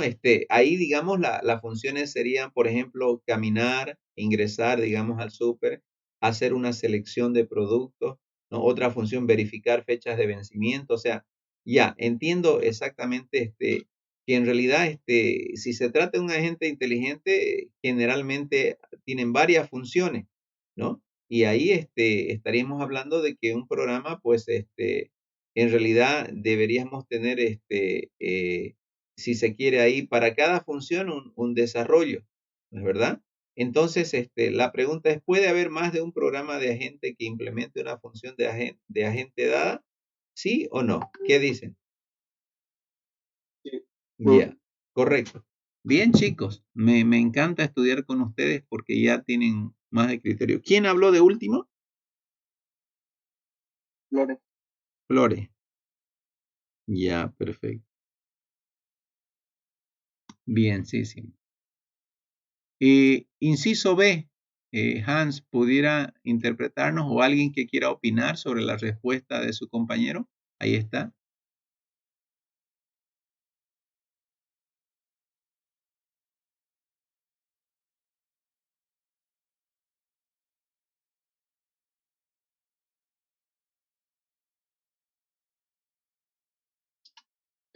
¿Sabes qué yo puedo opinar ahí?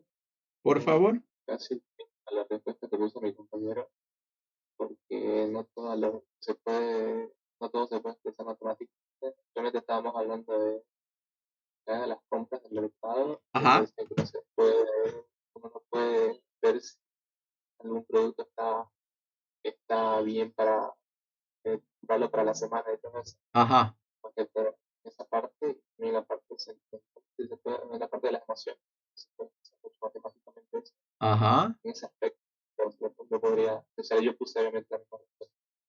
Correcto. Está bien, ¿no? Hay algunas, digamos, un agente tiene funciones limitadas, ¿no? Y evidentemente podrían haber funciones que él tenga que hacer, pero no las puede hacer, ¿no? Por ejemplo, dice, una función se basa por funciones matemáticas y no toda función se puede llevar a un programa. Es decir, hay funciones, por ejemplo, linealmente no separables que no se pueden, ¿no? De alguna manera implementar, entonces, tal vez, ¿no? Más adelante en el futuro, pero habrían ciertas funciones de un agente que no podrían implementarse y eso no implica que no es inteligente o no pueda ayudar en gran parte de las tareas, por si acaso, ¿no? Así que me parece coherente, ¿no? Ok. Vamos a la tercera. Identifique las descripciones REA que define el entorno de trabajo para cada uno. Aquí interesante, ¿no? Pueden opinar también, chicos, aquí especialmente, vamos a ver.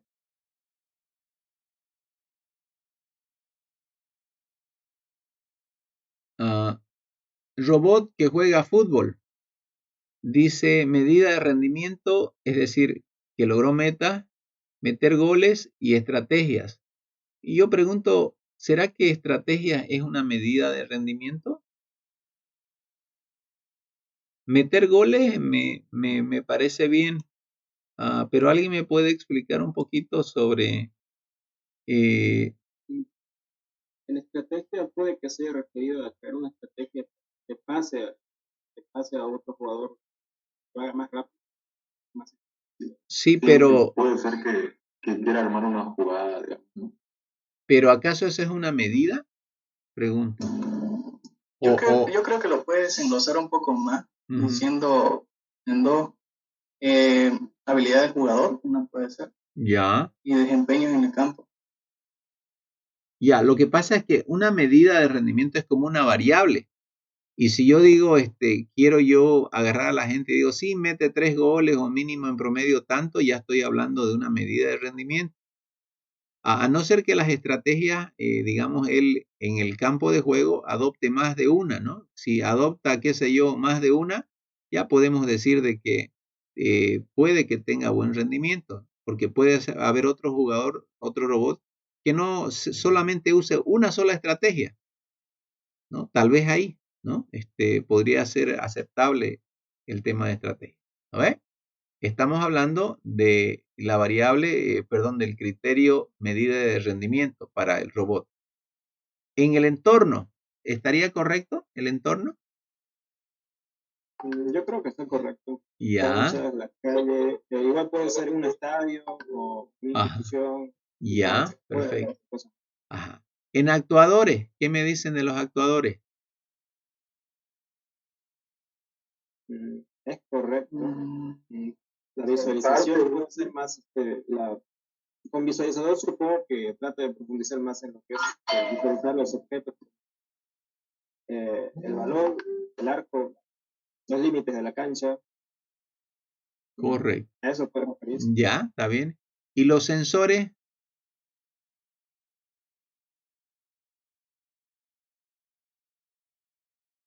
Están correctos. Yo creo que parecen. Bien. Estamos de acuerdo, ¿ya? Ok, vamos al de que compra libros. A ver, vamos a pedir a la Miss Inteligencia Artificial turno mañana que ella nos explique un poquito sobre las características reales del comprador de libros por internet.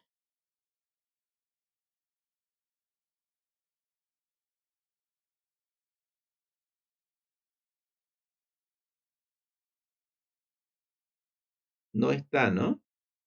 Gabriel, opinemos a ver sobre ese inciso B. En este caso, estamos viendo compras de libros por internet, una gente. Ajá. En medida de rendimiento, incluso conseguir libros y también con unos costos bajos. También estaría de acuerdo porque yo también puse como comprar seguros, identificar páginas adecuadas. Ya. En el entorno coincido con él, yo puse, digamos, que se lo busca por la web, que estamos buscando incluso en torno a internet, digamos, también. Ajá. No estamos muy lejos. En actuadores, que él visualiza las peticiones de usuarios.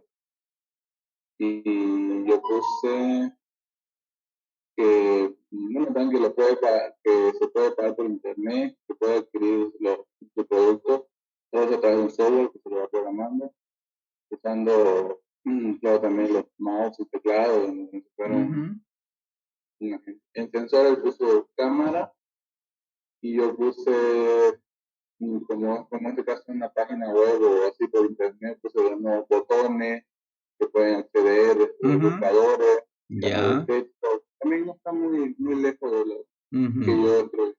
Está por ahí, está por ahí. Ya, correcto. Aquí hay una cosa importante.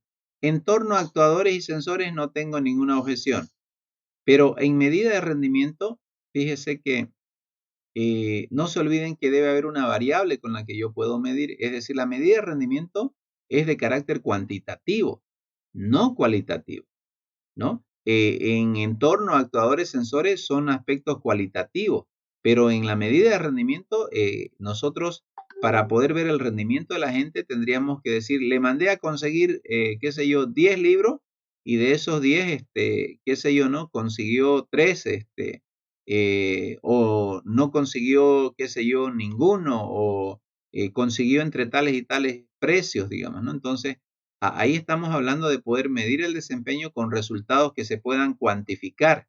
No sé si me estoy dejando entender.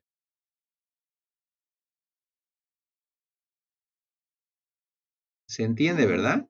Porque conseguir libros así nomás, no podemos decir sí o no. Recuerde, la medida de rendimiento no puede estar respondida alegremente por un sí o un no, ¿no? Estamos hablando de una medida de rendimiento, es decir, en el sentido de que no es que no pueda sí o no, porque en alguna forma nos dice si lo logró o no, pero debe haber una forma de medir con mayor precisión. ¿Por qué? Porque si hay un comprador de libros que en general en promedio te encuentra de 3 a 5 y el otro te encuentra de 0 a 1, entonces, ¿quién tiene mejor rendimiento? ¿No? Tenemos que saber que la medida de rendimiento nos tiene que permitir comparar, ¿no?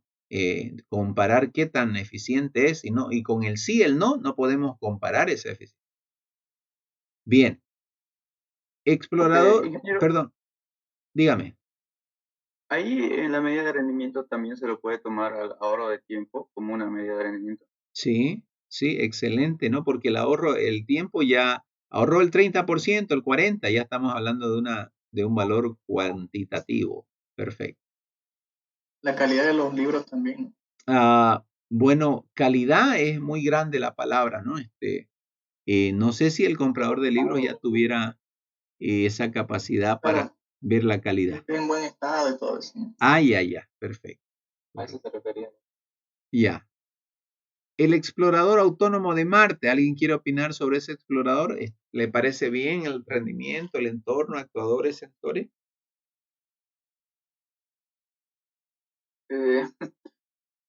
La medida de rendimiento no me convence porque o sea, no van exactamente a ver si es habitable, si son habitables los planetas, podemos verlo con un telescopio, eso. Van a conseguir pruebas de terreno, pruebas químicas, explorar, hacer mapas topográficos. Ajá. Yo le puse sobre la ubicación, las ubicaciones.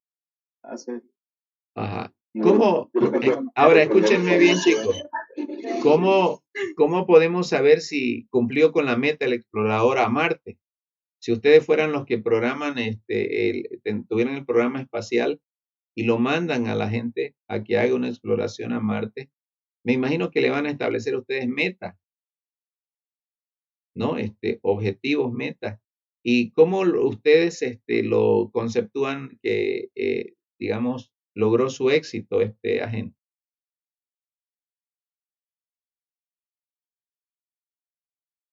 Si llegó, se aterrizó correctamente.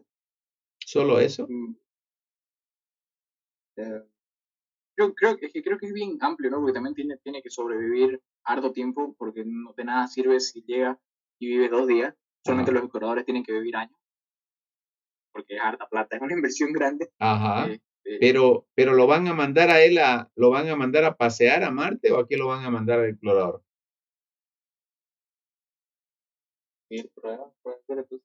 Ya, por ejemplo, decía su compañero, tal vez lo han mandado a sacar de cada tipo de roca diferente, qué sé yo, ¿no? 3 fotos de diferente ángulo, ¿no? Y tal vez si él vuelve con, evidentemente, 3 fotos de diferente ángulo de cada tipo de suelo o roca que encuentre, ustedes dicen belleza, ¿no? Excelente.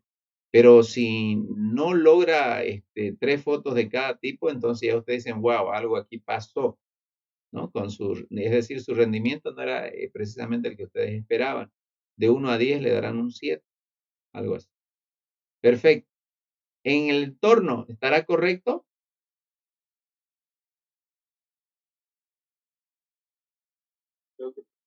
Ya. Los actuadores también y los sensores no tengo ningún problema, ¿no? Cámara, sensor de movimiento, pero aquí faltaría cámara fotográfica, ¿no? ¿O estoy mal? En los actuadores no hace faltaría algo para recolectar las muestras de piedras. Yo le puse combustible en actuadores con motivación de desplazamiento. Yo puse brazos recolectores. Ya, está bien. Brazos recolectores, tienes razón. También tienes razón el desplazamiento, es decir, los sensores para desplazarse, ¿no? No solamente visualizador, ¿no? Ya, bienísimo. Y satélite para ubicarlo. Ajá, correcto. Yo le puse una ruedita.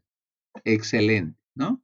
Bien, terminamos entonces, vamos a ir ya terminando. Asistente matemático, ya voy a analizar cada una de esas yo en cada, ¿no? Para cada uno de los tipos dice ahora, hay que caracterizar, ¿no? Por ejemplo, el robot dice que es de un entorno accesible, robot que juega fútbol. ¿Por qué sería accesible? ¿Alguien me puede decir? Porque puede ver por completo el entorno. Correcto, ¿no? Lo conoce, ¿no? ¿Y por qué sería determinista?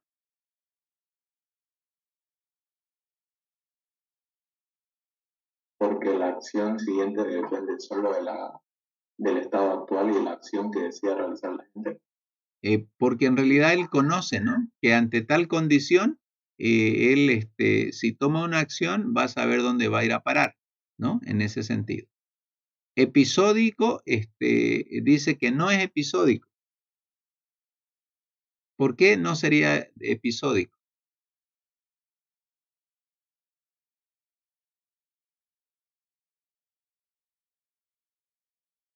¿O es episódico? No es episódico porque la, la acción que se realiza en algún momento sí o sí va a afectar a una acción posterior. No es que cada acción que realice la gente es independiente. Eso, ¿no? Belleza. Eso es. Sería secuencial, ¿no? Ajá, correcto, ¿no? Entonces, estático semi, ¿no? Por el tema de la presión del tiempo, ¿no? Y discreto dice que no es evidentemente discreto, ¿no? ¿Alguien opina diferente a lo de discreto? Ya. Bien, chicos, voy a yo terminar de revisar entonces ya cada trabajito en base a esto para poner una notita. ¿Ya? Vamos ahí a dejar de compartir en este momento y vamos